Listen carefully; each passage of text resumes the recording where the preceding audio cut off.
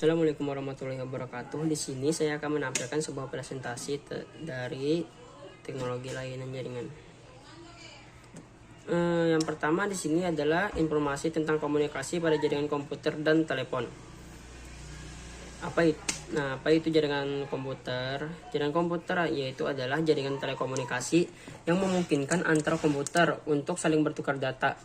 Tujuannya adalah agar dapat mencapai tujuannya, setiap bagian dari jaringan komputer dapat meminta dan memberikan layanan servis. Pihak yang meminta atau menerima layanan disebut klien, dan yang memberikan atau mengirim layanan disebut server. Desain ini disebut dengan sistem client server dan digunakan pada hampir seluruh aplikasi jaringan komputer. Dan di sini juga ada telepon kabel menggunakan sistem wireline, sehingga membutuhkan kabel supaya dapat berfungsi. Cara kerja telepon kabel yaitu adalah suara dari pengirim diterima oleh alat yang disebut mikrofon.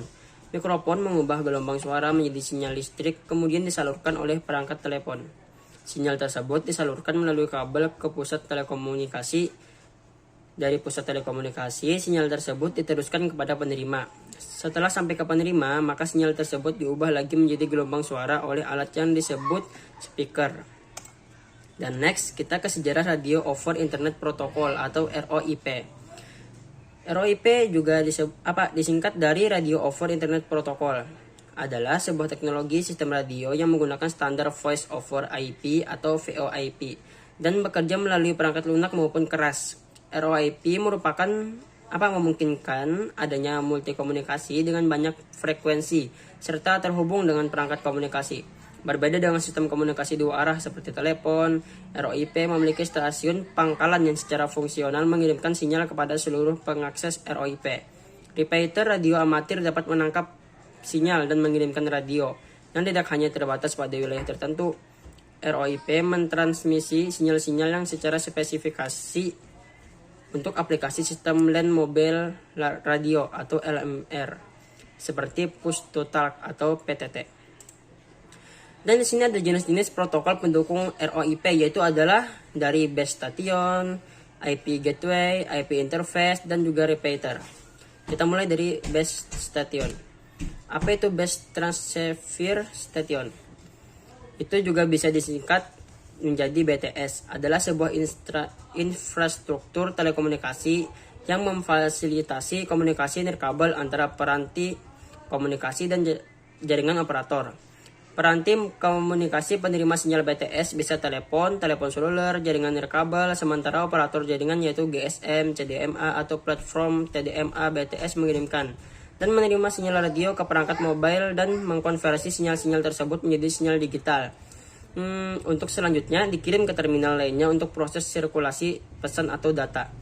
Nama lain dari BTS adalah base station atau BS, radio base station atau EBS, atau NoDB atau disingkat juga dengan ENB. Hingga saat ini masyarakat belum bisa membedakan antara perangkat BTS dan menara BTS. Padahal menara BTS bukanlah BTS itu sendiri. Dan next kita yang kedua yaitu IP gateway. Nah, IP gateway adalah IP yang berfungsi untuk menghubungkan jaringan lokal atau LAN dengan jaringan publik atau internet, atau bisa sebaliknya. IP gateway diibaratkan sebagai pintu keluar atau masuk, sebagai sebuah gerbang antara LAN dengan internet. Next kita ke IP interface. IP interface bisa disebut juga dengan Internet Protocol Address atau disingkat dengan alamat IP. Adalah label numerik yang ditetapkan untuk setiap perangkat yang terhubung ke jaringan komputer yang menggunakan protokol internet untuk komunikasi. Alamat IP memiliki dua fungsi utama, host atau identifikasi antar muka jaringan dan pengalamatan lokasi. Internet Protokol versi 4 atau IPv4 mendefinisikan alamat IP sebagai nomor 32 bit. Namun, karena pertumbuhan internet dan menipisnya alamat IPv4 yang tersedia, versi baru IP atau IPv6 menggunakan 128 bit untuk alamat IP. Distandarisasi pada tahun 1998, penyebaran IPv6 telah berlangsung sejak pertengahan 2000-an. Next yang keempat itu adalah repeater. Repeater berasal dari bahasa Inggris atau repeat, yang memiliki arti mengulang atau perulangan. Definisi dari repeater adalah alat yang berfungsi untuk memperluas jangkauan sinyal WiFi yang lemah dari WiFi utama. Untuk bisa menggunakan repeater, paling tidak Anda harus mendapatkan sinyal terlebih dahulu, kemudian baru disebarkan dengan sinyal yang lebih kuat. dengan menggunakan repeater, maka pengiriman data dari satu node ke node lain akan memiliki kualitas yang sama. Selain repeater, untuk WiFi ada jenis satu repeater lagi yang yaitu untuk kabel. Nah, untuk kabel adalah fungsinya ini untuk menguatkan sinyal data yang ditransmisikan melalui kabel jaringan. Biasanya setiap jarak berapa meter, Anda perlu menambahkan repeater kabel agar sinyal data tetap kuat. Penggunaan repeater ini biasa untuk kabel jaringan yang menghubungkan dua lokasi yang sedikit jauh. Ada beberapa fungsi penting yang dimiliki repeater, diantaranya seperti berikut: untuk mencakup daerah yang memiliki sinyal lemah dari jaringan server. Yang kedua, untuk memberikan kemudahan akses sinyal WiFi dari server utama. Dan yang ketiga, untuk memperluas jangkauan sinyal dari WiFi utama. Dan next, kita ada software yang digunakan untuk membangun server radio online, yaitu adalah iCache, Shoutcast, Darwin Streaming Server. Kita mulai dari iCache. iCache adalah proyek media streaming yang dirilis sebagai perangkat lunak gratis yang dikelola oleh SIG Orang Foundation. Ini juga merujuk secara khusus ke program server yang merupakan bagian dari proyek. iCache dibuat pada Desember 1998, Januari 1999 oleh Jack Moffitt dan Bharat Raghavan untuk menyediakan server streaming audio sumber terbuka yang dapat dimodifikasi, digunakan dan diutak-atik oleh siapa saja. Alexander Havang juga merupakan salah satu kepala arsitek produk ini. Versi 2 dimulai pada tahun 2001. Penulisan ulang yang ditujukan untuk dukungan multi format atau awalnya menargetkan OGG, 4-bit dan skalabilitas. Kita next ke Shoutcast. Shoutcast adalah suatu sistem yang biasa digunakan pada teknologi radio streaming. Fungsinya yaitu membantu user menyediakan suatu internet radio server pribadi dengan menggunakan software yang telah tersedia.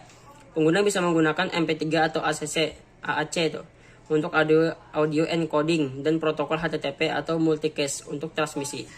Klien dan server dapat menggunakan software yang tersedia untuk Windows, FreeBSD, Linux, Mac OS. Shoutcast server dapat diedit dengan memilih menu edit config pada jendela Shoutcast server monitor. File konfigurasi ini berbentuk teks yang dilengkapi dengan keterangan pembantu. Plugin untuk mengirimkan streaming MP3 ke server Shoutcast. Plugin ini disebut Shoutcast Source for Winamp. Pada plugin ini juga terdapat parameter-parameter yang dapat dikonfigurasi, antara lain lokasi server yang dituju, port, dan password.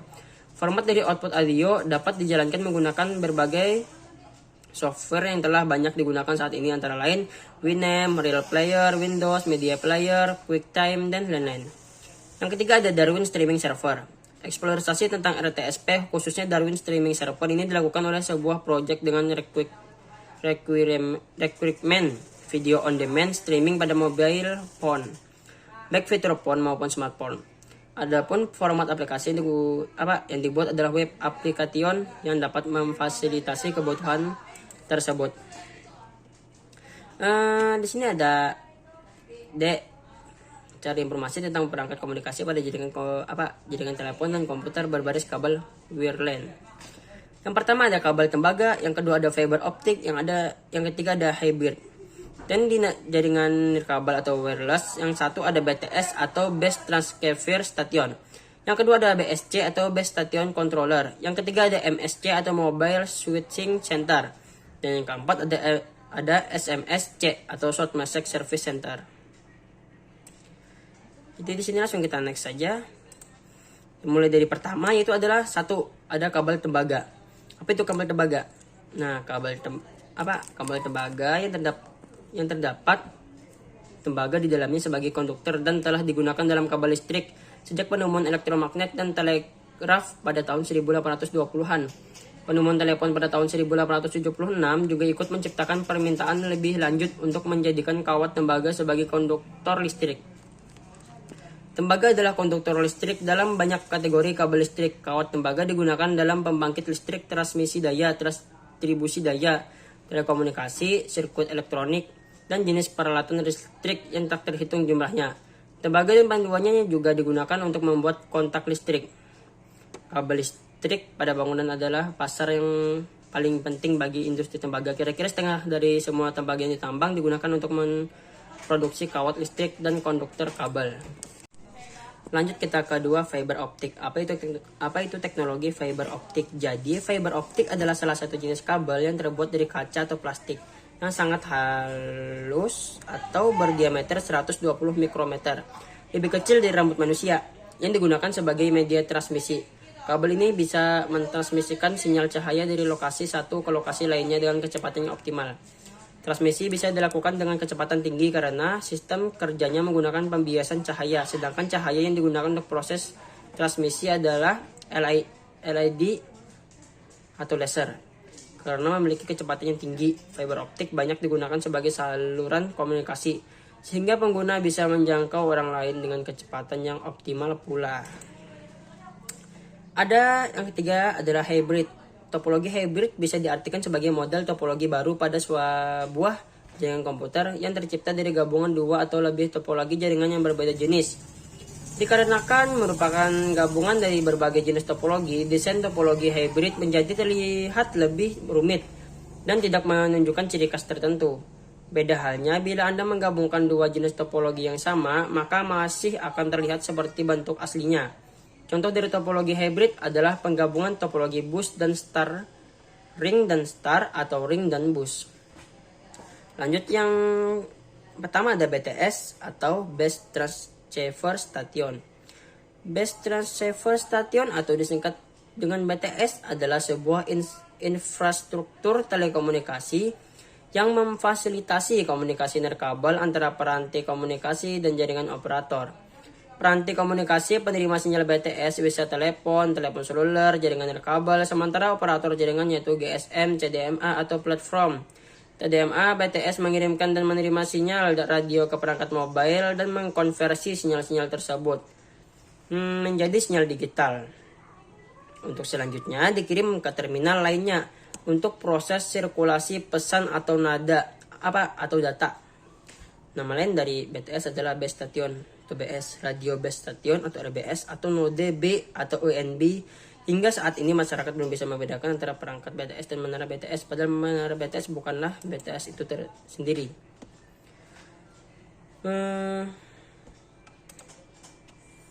Yang kedua ada BSC atau Base Station Controller. Apa itu Base Station Controller? Base Station Controller tersebut adalah perangkat yang mengkontrol kerja BTS yang secara hierarki berada di bawahnya. BSC merupakan interface yang menghubungkan antara BTS atau komunikasi menggunakan A base interface dan MSC atau komunikasi menggunakan A interface. Base Station Controller atau BSC dapat berupa CBSC yang terhubung dengan Operations and Maintenance Center Radio atau OMCR merupakan interface ke jaringan termasuk juga ke semua sel set dalam area layanannya.